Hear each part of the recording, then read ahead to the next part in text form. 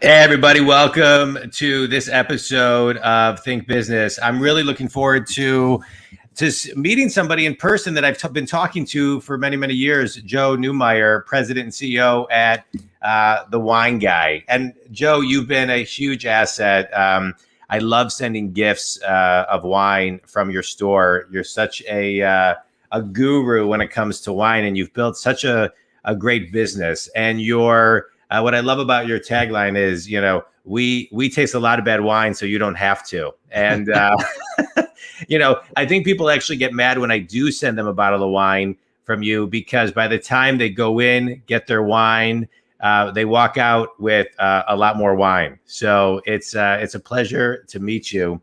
What I really love to kind of dive into and talk about is, I know this past year with COVID, are people buying? There's no celebrations pretty much, and so how are people buying more or less wine today? I would say more. Last year, March was the worst month we've ever had. March of 2020. Right. Just Yeah. for example. Since then, every month was up. Some months were records. This year, we're off to a start where we're probably, if I had to guess, I could tell you exactly in a minute, but we're probably at least 60% up. Uh-huh. I think a lot of that has to do with the fact that we deliver free on all orders over $100 within a 10-mile radius of our company. Mm-hmm. So that's helped us a lot. We do have curbside pickup, but there's still a great deal of the population that is fearful of this thing. Yeah. So we've suspended our tastings, our dinners, all that stuff. It's going on 14 months now. Yeah. Yeah. And so let's talk about you, the businessman, and how you've kind of pivoted, right? I mean, curbside and, things of that nature. People are drinking more wine. It's been a stressful year. And so, how did you pivot your business when this happened last March? What were you thinking when, okay, this is where we got to move to right now? Well, we knew, number one, we weren't going to continue our Saturday tastings. We're probably also the only business in the area, or perhaps maybe in Michigan, that lets people come in and taste wine before they buy it. Mm-hmm. So we could see that people were going to shelter down. So consequently, how do you improve that market or sustain that market, regardless if you do PPP or not? So consequently, we decided to do this free delivery up to 10 miles, curbside, what have you, which we're going to continue after COVID, by the way. It's worked so well for us. So I would say last year, 60% of our sales were probably deliveries. This year, it's down to about 40, only because people are getting more comfortable, that kind of thing. And oddly enough, the strangest thing about the whole experience was that people were spending more, which is odd. You would think, being that they're home, they would spend less, but that was not the case at all. Yeah. It's such an interesting thing, curbside. I agree with you. I'm talking to a lot of companies in the retail sector that are keeping curbside. I mean, what a nice luxury that somebody actually doesn't have to get out of their car, especially if they have kids in the car or this in the car. I mean, it just speeds things along. And so, is that your philosophy too? Just making it easier for the consumer?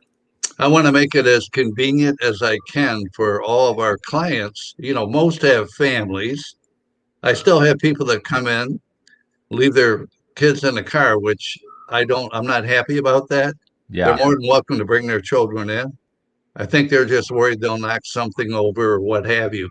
But it's very interesting. Everybody's different. Everybody reacts to it differently. And all you have to do is basically service that clientele as best you can that meets their needs. Yeah. And as you know, John, everybody's needs are different today. Yeah. Yeah. Let's talk about you, Joe. I want to rewind you and how you became the wine guy. I was introduced to you many years ago as the wine guy. And so, and that's kind of how I refer to you. So how did you kind of get on this journey to become the wine guy? Well, basically, I was in automotive 42 years, had three companies here, Auburn Hills, Rochester. I was a tier one supplier of basically sound deadening materials. And then the business got really difficult. The demands were, so much that you'd wake up in the morning trying to figure out how to get even. Yeah. So consequently, I started collecting probably 45 years ago. And then I developed a real interest in cooking, took several private cooking lessons with people like Brian Polson, Chef Milos Brian Janos. Polson from Tribute. Yes. Uh-huh. Yep. I remember Brian. Brian Polson was a chef at a restaurant, I think, that my parents used to take my brother and I to all the time, Tapawingo. Oh, yeah. Yep. Yeah, Tapawingo up north. Yeah. Yeah. And which was, I don't know if they're still around or not, but that was a great No, restaurant. And the Row great. Inn, which was right next to it, was a great restaurant. The Row Inn is still there. At least it was there a couple years ago. It was there, it's amazing. Yeah. Yeah. Yeah. So consequently, Want to hear a funny story about the Row Inn real quickly? I forgot Sure. the Row Inn was a fancy restaurant. I thought I was confused with a different restaurant. So I took my wife and kids there thinking we were going to like this prime ribs place. And then I mean, it was amazing. I loved it. I forgot how much I loved it, but the Row Inn's great. So I highly recommend it. Well, I do too. And I highly recommend many of the restaurants here in our area that are struggling. But basically, cooking, I love to cook. I probably cook at home 4 nights a week. 11:30 in the morning, I'm already figuring out what wine I'm going to serve with whatever I'm going to create. I don't buy food ahead of time. I buy it the day I make it. Yeah. And, I've become pretty creative with the help of these great chefs. And as I started with wine, and I think this happens to everybody, your taste changes as you go along, the more you experiment. Uh-huh. And what we try to do is satisfy every single client's taste. Our wines start at $9.99 a bottle, if you can believe that, and go all the way up to, we just sold some wine at auction last week that was $20,000 a bottle, one bottle. Wow. But, that's a real rarity. So the long and short of it, John, is what we're all about is we want to give you the best wine possible for whatever your budget might be. And that's why we have a tasting bar. Instead of just talking about it, we'll have you come in, sit down, try it, see what you think. Yeah. It's interesting. You talk about a tasting bar. It's almost like it feels like Napa Valley. You go to all these wineries and they have all the tastings that you can have before you decide what to buy. What's your favorite wine? I get asked that so much. It's amazing. I'm so diverse. I love Burgundy. I love Pinot Noir, which is what Burgundy is. I would say my favorite wine, unfortunately, is one of the most expensive in the world, which I can no longer afford, by the way, called Domaine Romaine Conte, which is the rarest Burgundy in the world and fetches the highest price at auction. But I love good Cabernets. I prefer them with a little age on them, even though I'll drink them young. I love good Chardonnay. In fact, whenever I'm cooking, I always have a glass of Chardonnay while I'm cooking. And I love discovering new small wineries, wherever they might be in the world, that have a passion for what they do. Because so many of us basically go to work every day without a passion and just do our job. Yeah. And I want to introduce people to things that they would never, ever know about. We bring a lot of wines into Michigan, essentially, that don't come through the 28 distribution base in the state because they're too small. And they don't want to put those wines in their sale book. And we specialize in that kind of thing. And I don't know, I don't ever feel that this is a job. I feel it's a privilege to be doing what I'm doing and helping people, essentially. Yeah. I love your whole philosophy. Where does that, take me back, 30, 40, 50 years. And how was that instilled in you as a child, and how did you, where was that seed planted? Well, it was never planted at home. My father smoked Chesterfields, drank Goble beer. That was it. So when I left and went to college, I started working in a restaurant. I had three jobs to get myself through college, U of M. I originally went on a wrestling scholarship for about 2 years, but in order to afford everything else, I worked three jobs. One of them was at a restaurant, I don't even know if it's still around, called Cromer's Restaurant. And for some reason, the owner took a liking to me and introduced me to a lot of different things, food, wine, what have you. While all my friends were drinking beer and things like Cactus Jack, which is white wine and tequila, in college, just Hmm. kind of to get it, get me there quickly. I don't care what it tastes like, that Right. kind of thing. So I started out, believe it or not, with Mogan David Blackberry. And I went from there to Andy Greenspring, Leifer Milch. And then when I got into cooking, probably the best thing that ever happened to me in my life was meeting Brian Polson, who was Yeah. a terrific, terrific guy. And we took a liking to each other, and he taught me a lot about wine. And then as time went on, I started collecting. Back then, there was only maybe two or three wine raiders in the world, and most of them were from Europe. Robert Parker came on the scene in 1979. He is the most acclaimed raider, even though he's almost retired now. And of course, Jeb Dunnock, who used to work for him, now is one of the premier raiders. So they kind of introduced me to new wineries, and then I started traveling, pursuing the best wines I could find. And when I got tired of the automotive industry, I thought, what am I going to do?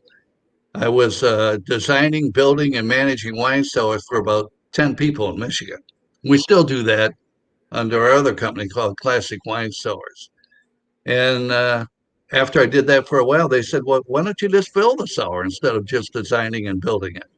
So as time went on, like anything else in life, John, you develop an interest Yeah. and a passion, and you want to learn all you can learn for whoever is willing to share that information with you. Yeah. So I've been blessed by wonderful relationships by people that also have that passion. Yeah. I love what you're talking about, because you're talking about just the power of mentors as it relates to Brian. He would never remember meeting me, but I met him, I think, once or twice eating at Tapawingo, because we used to go there all the time. And what a great guy. What a great chef. What a great talent. That was still to this day, and I'm 49 years old, the best and most original restaurant I've ever eaten at. I mean, everything from the edible flowers that you could eat to the presentation. It was great. I think when I would go with my parents, we would order everything on the menu. I mean, literally, we wanted to taste everything. But what I love about what you're talking about is just, the path of following your passion, and when you realize it, just keep it going, right? And being in alignment, which you are, the love of cooking, the love of wine, the love of, giving people an amazing experience to these, wineries that nobody maybe has ever heard of. I love everything you're talking about. My question to you is, you're in such alignment with what you love to do, buying your food every day and cooking and providing people wine that they can't get. How do you advise other people to get in alignment? Because I think right now with COVID, people are trying to figure out, wow, I need to be in alignment, right? With my soul, with my purpose, with my values. You're there. So how would you recommend somebody get there? Well, I think the first thing you have to do, and unfortunately it took me a little while, is that you have to figure out what you really like to do, whether you do it or not. Just in your mind, if all of a sudden you woke up today and you didn't have whatever job that you have, what would you really like to do if it was offered to you? Yeah. What could you do the best at that would really be a service to humanity? Yeah. I'll have people that'll come in here that, first of all, they look around, they think it's a high-end store, which it could be. But like I said, our wine started at $9.99. So the first thing I do is try and make that person comfortable, find out what they're drinking. That tells me a lot about them. And then I'll just pour them samples and I'll say, Yeah. okay, how do you feel about this? How do you feel about that? We're the only company in Michigan that keeps a profile on all of our customers. So if you come in here and let's say you buy 6 different wines and then you come back in a month, you're not going to remember what you bought. Yeah. It's our job to put it in a system so that I can say to you, John, here's exactly what you bought. Yeah. And if we haven't had any contact, what did you like? What didn't you like? Yeah. And Yeah. why? And why? And really develop a personal relationship with that person. Yeah. Yeah. Everybody who knows you will say that. I feel like when people talk about you, they're always talking about how amazing you are. Oh, you got to call Joe the wine guy. He's the greatest. He's my guy. He's my buddy. He's my friend. He's my this. He knows every. I mean, you've got such a great reputation, and we're all building relationship capital, and we're all here to service people. So I love your mindset of being of service to your people, making things easy. My last question before we do a quick speed round, Joe, is these small wineries that you're, finding, these businesses are, these are special businesses. And so how are those businesses doing today? How are, the small wineries that people don't know about staying in business?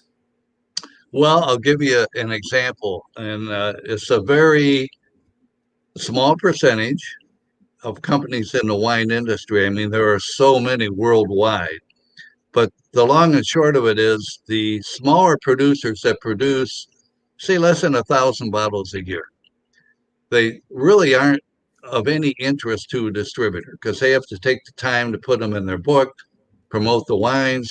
They just don't want to do that. So they do what's called a direct mailing list.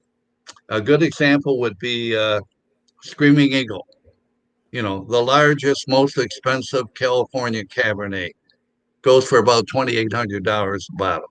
If you're not on the mailing list, you're never, ever going to get that wine unless you pay somebody online that much money. And there's other ones, like I just bought a wine called Scarecrow. I've been trying to get on that list for 12 years. Wow. Finally, I got on the list. I got 3 bottles. Okay. And it's very expensive. But the long and short of it is my clients will just go crazy over wines like this because they know some of these wineries have a 10 to 25-year waiting list just to get on. So it's fun to deal with these smaller people that have a passion. And I'll say one thing, 90% of them really don't need me and don't need a distributor. Their wines are so good. They get such great ratings. Yeah. They sell out on their offering in a day. A good example would be Kistler Vineyards, one of the greatest Chardonnays in California. If you don't take your allocation a day, it's gone. It's that simple. I mean, the wines are phenomenal. It's like Choice, Prime, and Colby. There's a reason that there's a difference. Yeah. I love it. I love it. Is Brian still cooking? Well, it's very interesting. Did you ever go to Pike Street? Up in Harbor Springs? No, in Pontiac, oddly enough. No, I never. No, I know. Yeah, that was the restaurant that really made Brian. And then he had several other ones after that. And then he did a place in Birmingham that's still there. I can't remember what it's called. He sold the company. It's not right down. I'll think of it in a minute.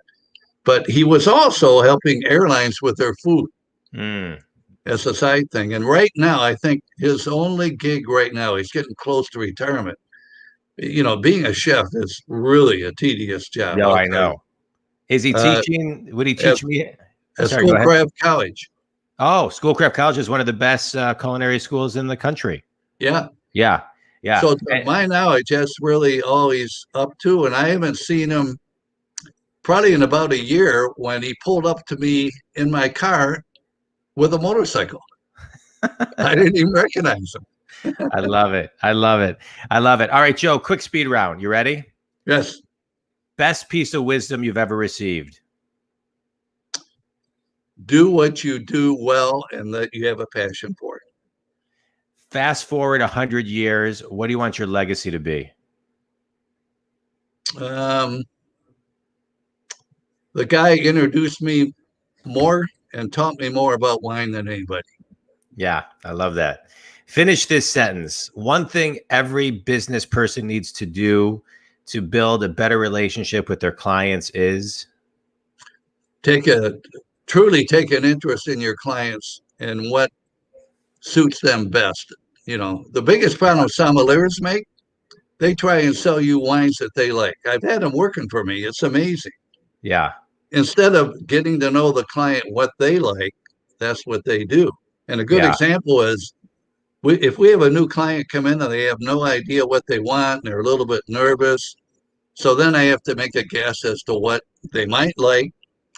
I tell them before they go, listen, if you don't like this, put the cork in and bring it back. I'll give you your money back. yeah, Nobody else does that. But the reason we do it is because, we spend so much time matching those things up. We're usually right. yeah. I love it. I love it. I really can't thank you enough, Joe, for being on the show. You've been a great person in my world to send out gifts to people. A couple of things I just want to kind of share some final thoughts. Your passion for being in alignment for what you love to do, the importance of being of service to your clients, doing something that doesn't feel like a job because you love it, being, servicing the clients and making sure that you make things easy for them and guaranteeing the work that you do and all the prep time that goes in it. And so I can't thank you enough. This was a ton of fun to have you on the show. Think community, Joe, tell everybody how they can connect with you. Well, of course, you're more than welcome to come over to the store. If you're a golfer and you know where Carl's Golfland is on Telegraph, we're in the strip mall right after his store. Or you can contact me personally, Joe, or actually the Wine Guy 09 at Comcast. We also have an internet company called winetimenow.net, and we auction wine in New York and Hong Kong in a partnership. I love So it. we kind of do it all. I love it. I love it. And we just love helping people. And as John, you're an easy guy to work with. I am pretty easy, right? I mean, we kind of go back and forth via text, and I'm easy. I think I am easy to work with, but you make it really easy to work with. You are one of the easiest people. I mean, I'll send you a text. Hey, can you send a bottle of wine to this person? You'll call them. You'll identify their needs. You'll understand what they want. You'll either deliver it to them. They'll come into the store.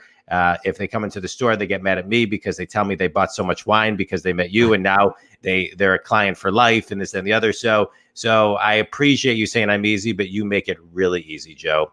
A pleasure to meet you. Thanks for all the good you're doing, and thanks for your positive energy and just your energy of talking about being in alignment. Can't thank you enough. Think community, thewineguystore.com, or the wine guy 09 at comcast.net. Joe Newmyer. Thanks, Joe.